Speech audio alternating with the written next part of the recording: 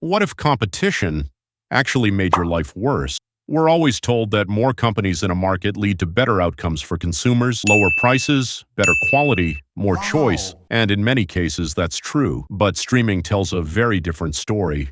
There was a time when Netflix dominated the market, and for consumers it felt like a golden age. For one simple monthly payment, you had access to a massive library of movies and TV shows. Everything was in one place. It was convenient. It was affordable. It just worked. Then, competition arrived. New platforms like Hulu, Amazon Prime Video, and later Disney Plus entered the space. From an economic perspective, this should have been good news. More competition should mean better services and lower prices. But that's not what happened. Instead of competing by improving a single platform, companies began competing by taking content away. Shows and movies were removed from Netflix and locked behind separate subscriptions.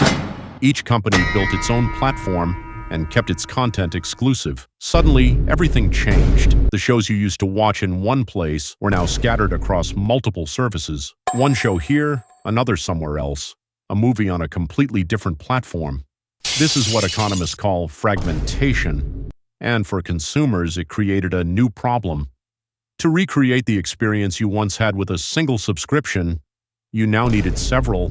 One payment became many, and those costs started to add up.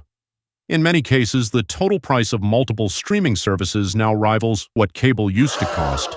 So instead of lower prices, consumers faced higher ones.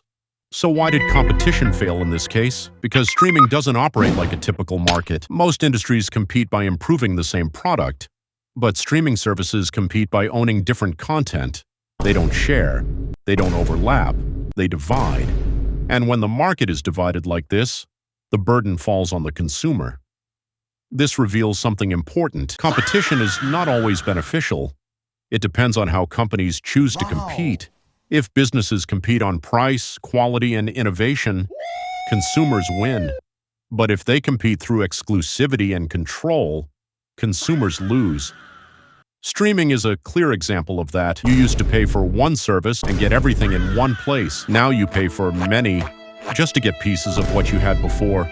That isn't progress. It's fragmentation. And in the case of streaming, competition didn't fix the system.